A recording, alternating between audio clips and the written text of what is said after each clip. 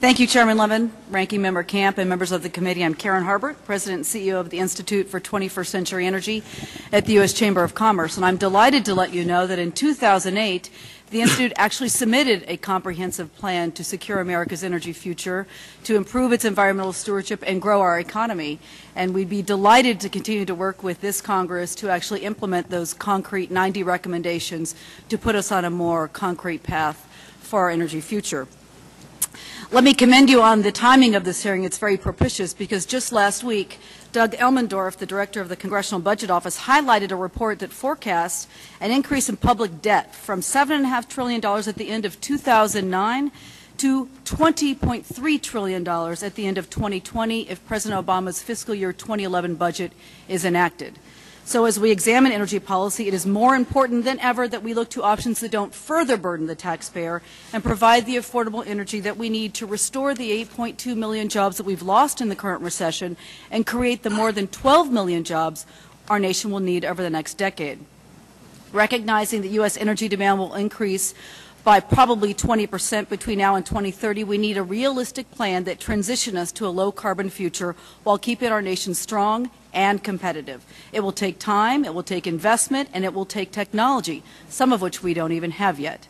An investment on the order of $1.5 to $2 trillion is needed in the electricity sector alone to keep it reliable for our economy. And for our transportation sector, we are still 94% dependent on oil, and to date we don't have a substitute for oil. Today, less than 1% of U.S. passenger vehicles are plug-in hybrid electric vehicles. So what are we going to do? Well, first, we have immediate low-cost benefits which can be realized by focusing on energy efficiency, particularly in the building sector and in the appliance sector. And we released a report yesterday about how federal policy can encourage that, and rather than going through that report today, I'll just ask that it be included for the record. No objection. Let me talk about a little bit about renewables, such as wind and solar and biomass and waste energy, and they're going to be playing an increasingly important role in our energy supply. Yet today, wind and solar comprises less than 2% of our electricity. So we've got to be realistic about the achievable expansion of this important and valuable natural resource. Even under the Energy Information Agency's modeling of the Waxman-Markey bill and its significant carbon constraints, by 2030 it forecasts that wind and solar will only comprise 6% of our country's portfolio. Now, the history of fiscal incentives for clean energy in our country is basically checkered with a boom and bust type philosophy. We instead would propose that we extend the production tax credits for renewable energy for 8 years, followed by a four-year phase-out, which would provide for longer-term certainty for investors, but also provide a definite sunset, which would ensure that tax dollars do not continue to support technologies that are not commercially viable. If you look at the U.S., when subsidies across the electricity sector are compared, renewable resources continue to receive the largest percentage of federal dollars. And the subsidies for wind and solar per unit of production are 80 times greater than that of natural gas and 25 times larger than that of nuclear. Let's examine some other mechanisms which actually facilitate investment without further burdening the taxpayer. Regulatory streamlining. Nearly every single energy project in our country is facing burdensome siting problems. We are suffering from a plague of our economy which is called the banana syndrome. Build absolutely nothing anywhere near anything.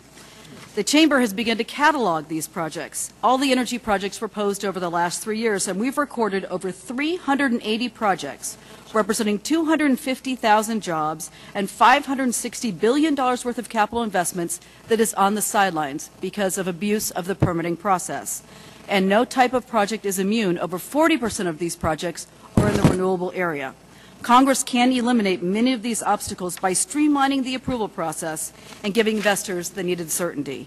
One clear example where Congress can be very helpful is in interstate transmission.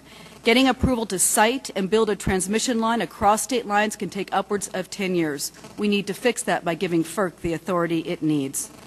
Securing our energy future is in large part tied to the degree we are able to accelerate the deployment of capital.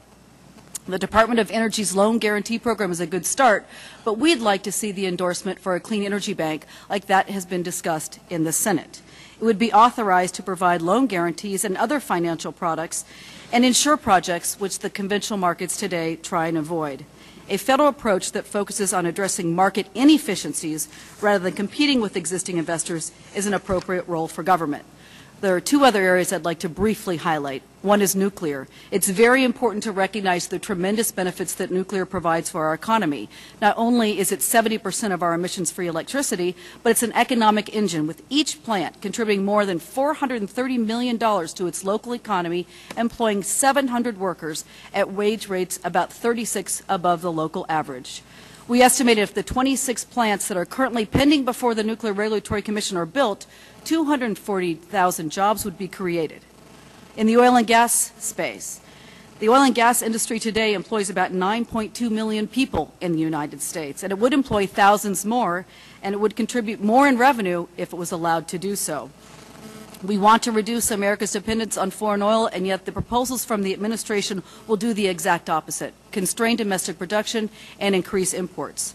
First, they're proposing huge new taxes, $80 billion of new taxes on the oil and gas industry. We tried this back in the 1980s, and what happened in 1986? Imports jumped 19%. The Joint Committee on Taxation's report to this committee for today's hearing notes the potential for that to happen if these taxes are levied on the industry today. That's a dangerous signal for our economy. And secondly, the proposal to actually expand production actually does not expand production. It only commits to studying future production and actually takes leases off the table.